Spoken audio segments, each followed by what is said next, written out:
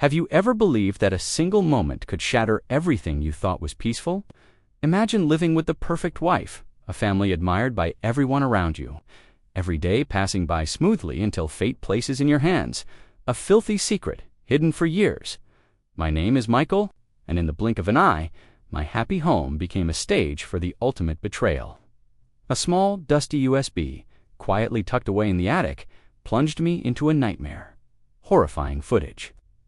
Images that shattered my heart. My wife, the woman I trusted for 12 years, had betrayed not only our love, but our entire family. From calm and peace, I fell straight into a chasm of anger, heartbreak, and despair.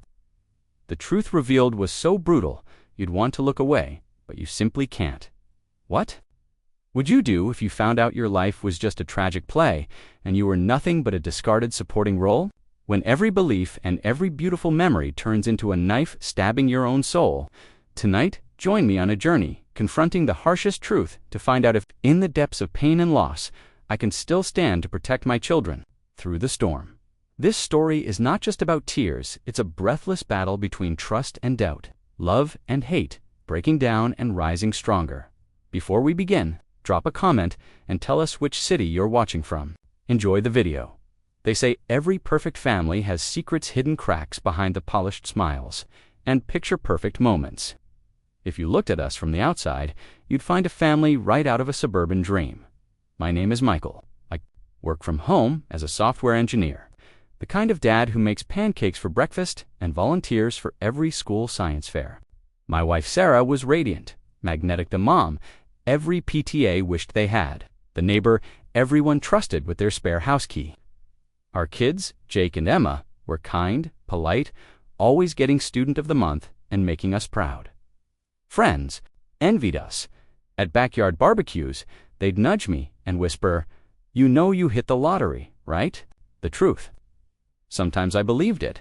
Sometimes I wanted to believe it more than anything. But deep down, there were whispers. The kind of whispers you brush off as paranoia. An odd smile here. A phone call taken in the bathroom there. The phone always face down on the kitchen counter. Sarah would laugh it off. "Oh, just Molly from Pilates." Or my sister needed advice. Nothing important. Life moved on, busy and blurred. As the kids grew and Sarah's calendar overflowed with school events, charity drives, and coffee with friends, but beneath that busy surface, I started noticing things. The Christmas decorations box moved slightly. In the attic, receipts tucked deep in her purse for things I never saw at home. The new neighbor, Tom, lingering a bit too long at our backyard fence, his eyes darting away when I walked by. My best friend, David, a regular at our Sunday dinners, would change the subject sharply when I teased him about calling Sarah more than he called me. Still, I forced myself to dismiss these details. "You're being dramatic, Mike," I'd tell myself, replaying moments alone at midnight, staring at the ceiling while Sarah slept beside me. I loved this woman. We built this life together. To doubt her felt like betraying my own heart. But the unease grew louder with each passing day. I wasn't alone in my uncertainty. My sister Lisa once joked at Thanksgiving, Sarah's always so busy she could have a secret life, and we'd never know. Everyone laughed except me. Jake, only 10, but incredibly perceptive, once asked, "Dad, why does Mom look sad when you come home early?" I brushed him off, changed the subject. Made extra popcorn for movie night. But children know more than they let on. Emma started drawing pictures, one with only 3 stick figures standing outside our home. Still, I clung to our routine like a lifeline. Every morning, I'd watch Sarah send the kids off to school, her smile bright in the winter sunlight. Every evening, we'd tuck them in together, reading stories about brave heroes who faced down the darkness.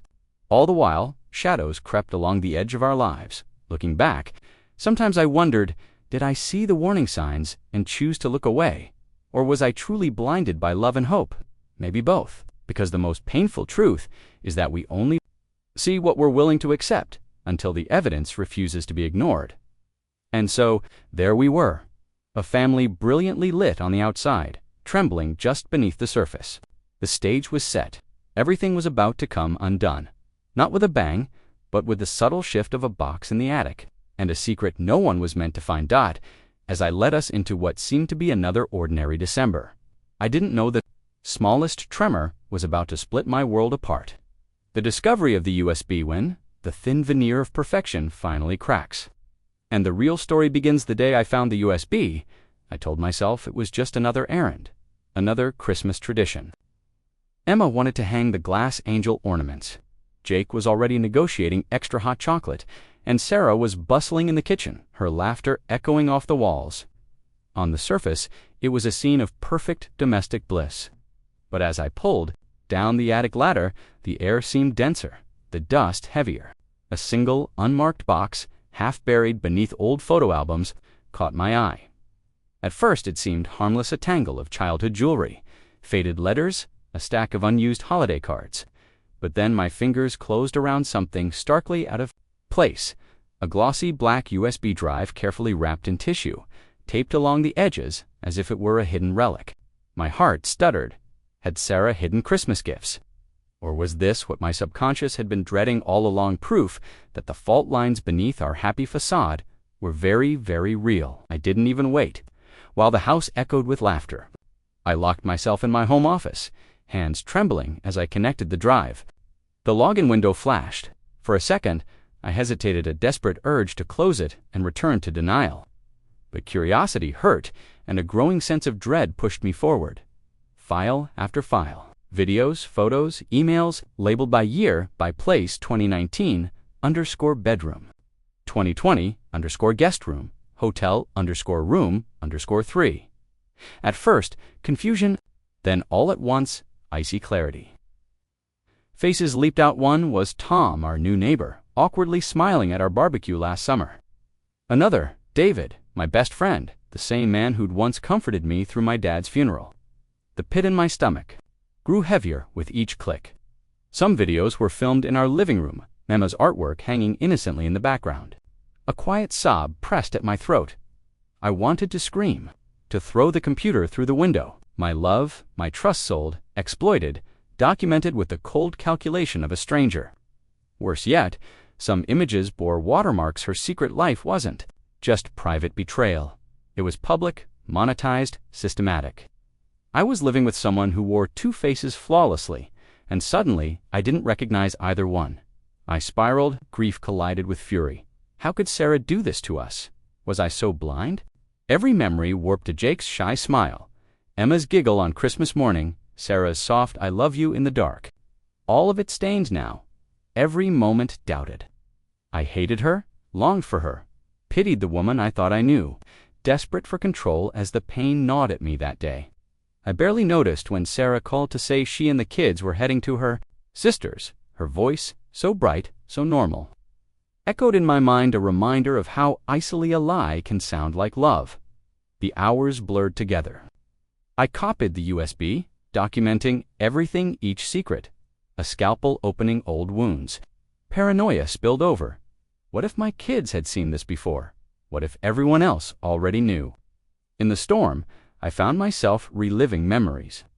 Holidays when Sarah was away on errands. The cookouts that ended abruptly when Tom's wife called. Moments when David wouldn't meet my eye. The little details, once insignificant, now part of a web so tightly woven I couldn't breathe. As the sun set and the world glowed with Christmas lights, I sat in the darkness, devastated but alive. That night, as I tucked Jake and Emma in, I lingered on the threshold, watching them sleep, feeling more lost than ever. The heart I'd trusted lay shattered, but somehow, deep inside the pain. I realized this was my moment to choose. Would I drown in betrayal or fight for truth? For my children? For myself? This was only the beginning. The storm inside me had broken open the sky, and I knew whatever came next, I would no longer look away. I would protect what mattered, even if everything else was falling apart. Michael's secret strategy when planning and resolve replace shock, and the real battle begins. The night after discovering the USB, my world had changed shape. The pain was raw, burning in my chest, but beneath it, a new instinct took root: survival. When you're betrayed so deeply, rage and heartbreak can swallow you. Or you can channel them into something sharper, colder, almost surgical. I chose the latter. That Monday, I went through the motions. Made breakfast, smiled for the kids, let Sarah kiss me goodbye. But inside, I was calculating every move. I realized I couldn't act on impulse. I had 2 children depending on me. To be smart, not reckless. This wasn't just about catching Sarah, it was about protecting Jake and Emma. And safeguarding what was left of myself. I started with the basics. Health. The thought of what Sarah had done and with whom made my stomach turn. I drove to a clinic in the next town, asked for every test they could run. The nurse, sensing the pain behind my forced smile, handled me gently. Sitting in the waiting room, anxiety gnawed at me, not just fear of disease, but the sickening idea that my children were at risk because I hadn't seen the truth. Next came the evidence. I made multiple copies of the USB, encrypted the files, hid them in places Sarah would never find. A friend's safe, a lockbox at my office. I started reviewing our finances, years of tax returns, bank statements, even Sarah's new credit cards unexplained. Each discovery twisted the knife deeper. I realized this was bigger than affairs. It was deception on every level. But how could I get answers I couldn't find alone? That's when Patricia Wells entered my LIFA, former detective turned private investigator. She was a presence, sharp eyes, brisk manner, a way of making you feel foolish for not having called sooner. I met her in the back booth of a quiet diner, my hands clammy as I slid over a copy of the evidence. She didn't flinch. She asked hard questions. Do you want to save your marriage or save yourself? The answer was clear. I wanted to protect my children.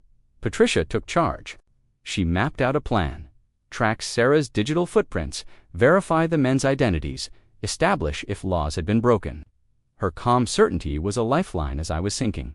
But hiding all this war for the truth was its own torment.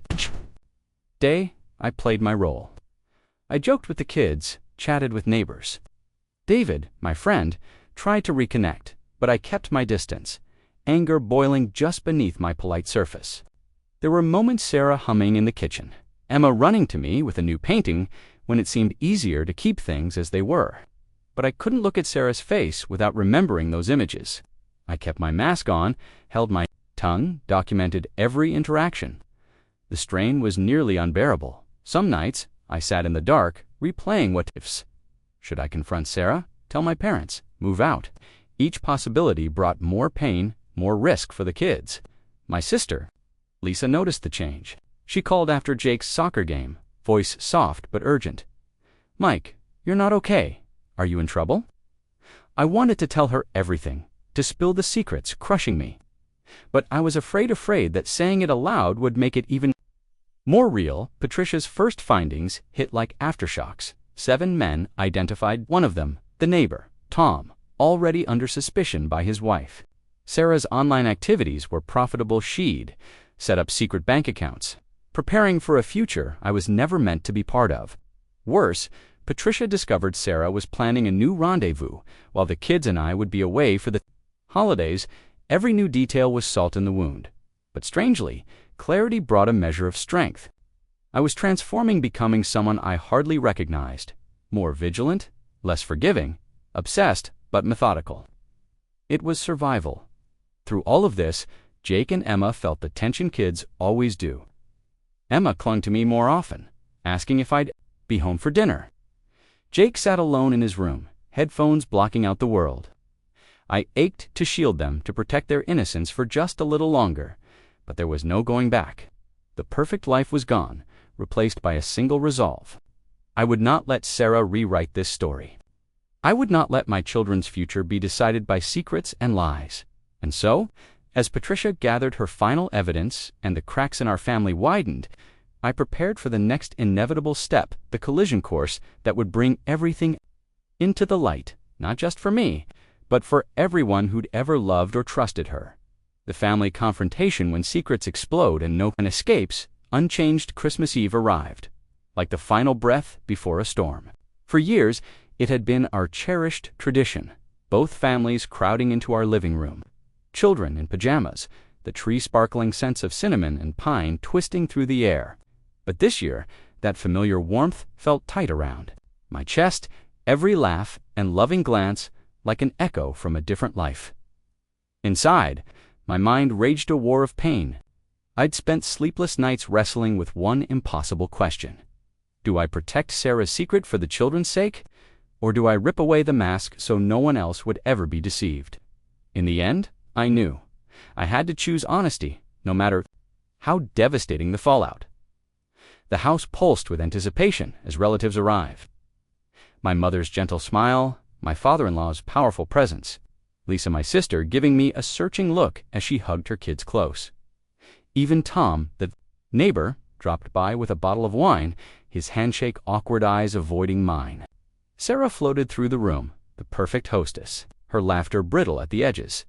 After dinner, I invited everyone to the living room. "I've made a video," I said, trying to keep my voice steady, "a little collection of memories." From this year, Sarah's face was the picture of surprise, maybe even pride. The lights dimmed, kids ushered upstairs, and then, with one tap, everything UNRAVELLED at first. The slideshow was Innocent Emma's 8th birthday, Jake's winning soccer goal, Sarah smiling at a school bake sale. People laughed, clapped, wiped away nostalgic tears. Until the scenes changed. Screenshots flickered by adult profile pages, explicit videos of Sarah with men everyone recognized, Tom, Veed, strangers in hotel rooms, and our own home. Silence burst open, thick and suffocating. My mother gasped, her hand covering her lips. Lisa's face paled. Her husband stood up, rage burning in his eyes. Across the room, Sarah froze, her entire body trembling as realization crashed down. The room erupted. Sarah's father, usually stoic, shouted, "How dare you disgrace this family?" Tom's wife burst into tears, dragging him out by the arm. David tried to defend himself, but my father's glare silenced him instantly. All the years of complicated hidden betrayal, everything came pouring out in a blur of shouted accusations, pleas, denial, and heartbreak. Sarah's mask shattered. First, she stammered, "Denial. It's fake. Michael made this to ruin me." But the evidence was ironclad. Her arguments collapsed into desperate bargaining. Then to trembling confessions. "I was lonely. I lost myself. I never wanted to hurt anyone." No one moved to comfort her. Her mother turned away. Lisa broke down sobbing.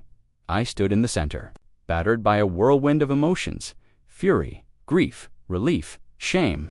Shame not for exposing her, but for having been so blind, for failing to see that the woman I loved had become a stranger.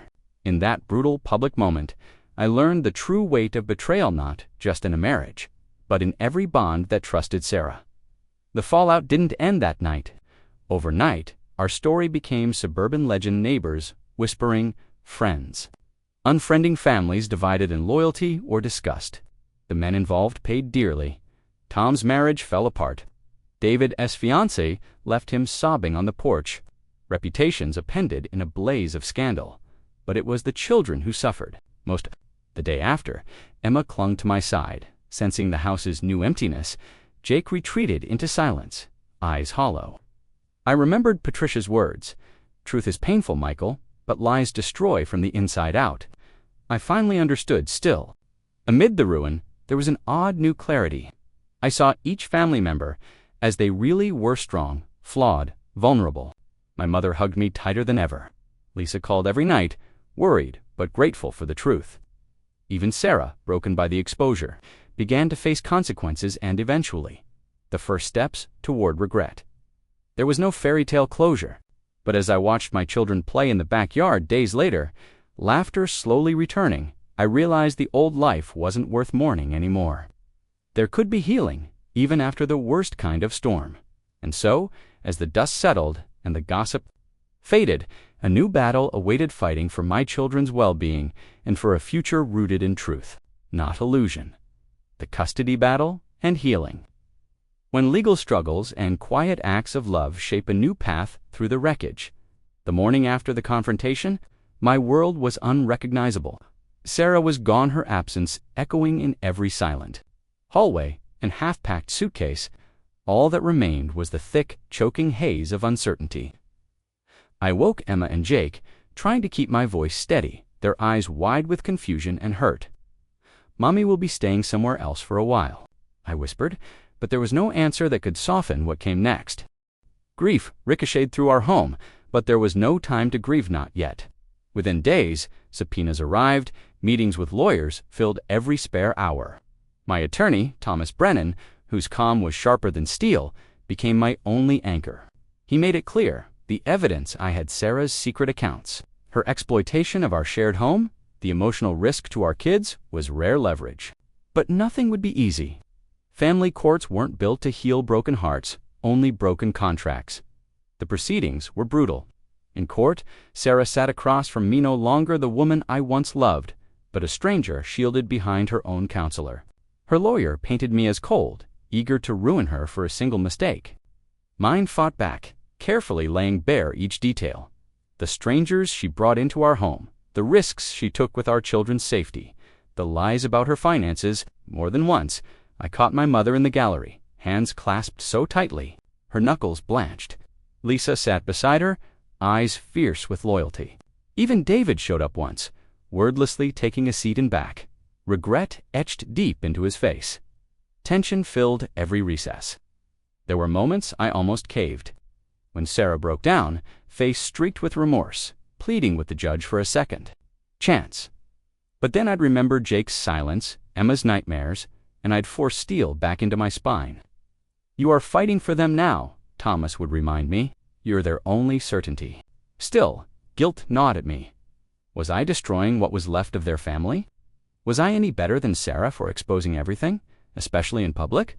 At night, I'd find myself at Emma's bedside, stroking her hair as she whimpered in restless sleep. Some nights, Lisa would call, her gentle voice guiding me out of the darkness. I knew I couldn't fix everything, but I could protect my children from further harm. That was something real. Eventually, the judge ruled das I'd feared and hoped. I won primary custody, our home, the stability Emma and Jake needed. Sarah was granted supervised visitation, contingent on counseling and rebuilding trust. The victory felt anything but sweet. It came at the price of innocence lost for all of U.S. But that wasn't the end. What followed was something no attorney could script. Months of piecing our lives back together. Jake saw a counselor, steady, patient woman named Monica who helped him find words for his pain. Emma and I started a new bedtime tradition, drawing journals where we wrote out things that hurt, things that made us grateful, things we still wished for. I leaned on my family. Lisa organized Family Fridays. My mother baked lasagna every other week. Slowly, the cracks knit themselves into new, imperfect strengths. There were setbacks. Calls from Sarah triggered Emma's tears. School events. I lost old companions I once thought unshakable. But there were moments of redemption too. Jake scored the winning goal at his next soccer game, running to hug me on the sidelines. Emma laughed again, really laughed, for the first time in months. On a cold March evening, my father put his arm around me and said, "You chose the hard thing, son, but you chose, right?" For the first time, I believed him, through pain, legal battles, and slow healing. I learned that survival wasn't about winning in court or exposing betrayal. It was about becoming the safe place my children needed, about never letting bitterness become the story's only ending. But even as we stitched together our fragile new reality, there was still one lesson left, a reckoning with forgiveness and the glimmer of hope that sometimes comes after the storm. Asterisk reflection and rebirth where truth, lessons learned. And the journey toward a brighter future takes center stage. There's an emptiness that lingers after the storm, a quiet so profound it almost feels like peace. In those silent hours, when the world had finally stopped watching and judging, I found myself standing alone at the window, listening to Jake's even breaths in the next room, feeling Emma's small hand wrap around my finger as if anchoring me to this new life. The fragments of betrayal were still sharp, but day by day, I began to see the mosaic that could form a future, not defined by what we lost, but by what we chose to build next. For a long time, the hardest lesson was accepting that truth, no matter how devastating, could also be a gift. The truth had shattered my illusions, yes, but it had also freed me. I learned that loving someone does not mean sacrificing yourself on the altar of their secrets, that sometimes the most painful choice is choosing honesty over comfort. Setting boundaries instead of clinging to what's familiar, arcs of courage, not cruelty. Forgiveness emerged as another battleground inside me. Not the easy forgiveness people talk about at Sunday service, but the heavy, messy, relentless work of letting go. Some nights, I'd find myself replaying every argument, every sign I should have seen, drowning in anger at Sarah, at the men she dragged through our home, even at myself. But slowly, with the help of counseling and late-night talks with Lisa, and from watching my children's resilience, I realized real forgiveness wasn't about excusing the hurt. It was about refusing to let the past poison every tomorrow. Tried, in her own way, to make amends. A letter arrived on a gray afternoon. Trembling words of regret, apologies pieced together with the honesty she never managed before. I read it twice, sitting with the ache, then tucked it away, not ready to respond, but willing to believe that healing in some distant future might be possible for all of us. Emma, so young but wise beyond her years, asked me once if we'd ever be a real family again. I knelt beside her, choosing the truth. We are a real family, kiddo Evan. If we're not the same as before, we're real because we love each other, and we keep trying. Jake grew stronger too, still quiet, but side showed glimpses of the old spark the day he forgave his old friend at school for a broken promise. I saw in his eyes the echo of my own journey. Monica, his therapist, who'd become almost part of the family, reminded me that what children remember most is not the hurt, but the kindness and safety we give afterward. I learned new rituals with the kids: Saturday morning pancakes, Friday movie nights, planting a little backyard garden that somehow managed to flourish even after a harsh winter. Life wasn't perfect, but it was honest, and that made all the difference. As for me, I let go of searching for new love for a while, but the possibility of happiness didn't scare me anymore. I met people who'd survived their own storms. Mark, a single dad from Emma's dance class, who taught me laughter, could live again. Lisa, who rebuilt her own marriage after years of doubt, showing me what perseverance looked like. These connections became lifelines, reminders that we are stronger together, that there were futures worth fighting for. If I could tell my old self, blissfully unaware, on that December morning one thing, it would be this: betrayal is not the end unless you let it be. The truth, even when brutal, is the foundation for every genuine joy that might come next. Forgiveness is hard, slow, imperfect, but it sets you free. So, here we are. Jake and Emma thrive in the warmth of a home where honesty is our only rule. My wounds are no longer open, they're scars now, testament to what we've endured and what we've overcome. And as I tuck my kids into bed, as I hear their laughter echo through rooms once shadowed by secrets, I remember, this is our second chance, a life shaped not by what broke us, but by what we refuse to let go of. Love, truth, the fierce, stubborn hope that tomorrow can always be better. Some storms break you, but sometimes, against all odds, they also set you free. If you've ever faced betrayal or learned something powerful from painful truth, share your story in the comments below. Your voice might be the hope someone else needs tonight. There are moments in the quiet after the chaos, where I still feel the weight of everything I've lost and everything I've learned pressing on my chest. To see your life unravel, to question every memory, every promise, every look exchanged in the hallway, there's a grief that can't be measured. But through that pain, I've found a new kind of strength. I've learned that being honest with yourself and with the people you love is never easy, but it's always necessary. Sometimes I wonder if I could have changed anything, if I missed signs, if I should have fought harder or let go sooner, but I've made my peace with those questions. What matters now is the truth I give my children, the love I continue to share, and the hope I refuse to lose. The scars remind me of where I've been, but they don't define where I'm going. To anyone out there who's struggling through heartbreak, betrayal, or the aftermath of a storm, you're not alone. A friend's call, the quiet courage to wake up and try again.